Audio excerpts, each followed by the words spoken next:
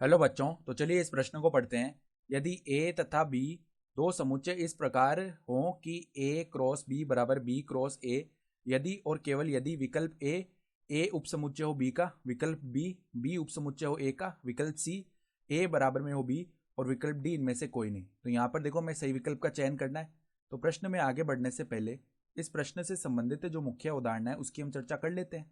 तो देखो, मुख्य उदाहरण, यदि यदि a बराबर b यानी दो समुच्चय अगर समान है, इसका मतलब क्या हो गया कि a समुच्चय में जो अवयवों की संख्या है वो बराबर होगी b समुच्चय में अवयवों की संख्या के, तथा a तथा b के तथा a व b के सभी अवयव समान होंगे।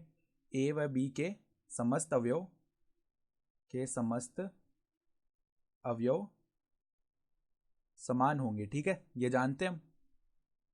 तो अब देखो, यहाँ पे हमें क्या बताया हुआ है कि a क्रॉस b का जो मान है ना, वो b क्रॉस a के बराबर है। तो a क्रॉस b का अर्थ क्या हो गया, देखो अगर हम इसे लिखना चाहें तो अगर हम यहाँ पर देखो, इसका मतलब क्या हो गया, वो अवयव लेंगे इसके अंदर जिसके अंदर देखो किस प्रकार के अवयव आएंगे कि a तो हम लेंगे बड़े a में से, ठीक है, इस समुच्चय में से, और b हम किस में से लेंगे, b में से लेंगे। ये समुच्चय बनाएगा ना, इस प्रकार के अवयव आने वाले हैं।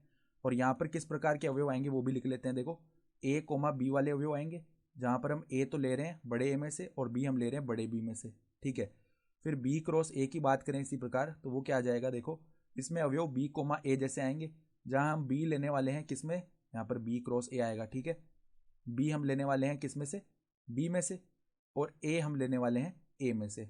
ठीक है, तो अब सवाल के हिसाब से a क्रॉस b जो है ना, वो बराबर हो जाएगा b क्रॉस a के। ये हमें सवाल कह रहा है। इसका अर्थ क्या हो गया कि a कोमा b इस प्रकार के जो अवयव है ना वो बराबर आएंगे b कोमा a के। ठीक है, इसका अर्थ क्या हो गया कि a बराबर b आ रहा है, अर्थात यहाँ पर ये तो हम जानते हैं कि a क्रॉस b और b क्रॉस a इन दोनों में जो अवयवों की संख्या है ये तो वैसे ही बराबर आने वाली है। ठीक है, और साथ ही साथ हमें यह भी पता चल गया कि प्रत्येक अवयव जो है वो एक समान के हैं, क्योंकि a बराबर b आ रहा है। इसका मतलब क्या हो गया कि यहाँ से a बराबर b हो जाएगा ना। ठीक है, यानी कि हम विकल्प देखें तो विकल्प सी जो है वो हमारा सही विकल्प आ गया, क्योंकि दोनों समुच्चयों में अवयवों की संख्या भी बराबर आ रही है और अवयव भी एक समान आ रहे हैं। ठीक है, यानी कि दोनों समुच्चय बराबर हो जाएंगे a और b। तो विकल्प सी अर्थात a बराबर b हमारा सही विकल्प हो जाएगा। तो आशा करता हूँ कि आपको ये प्रश्न समझ में आया होगा। धन्यवाद।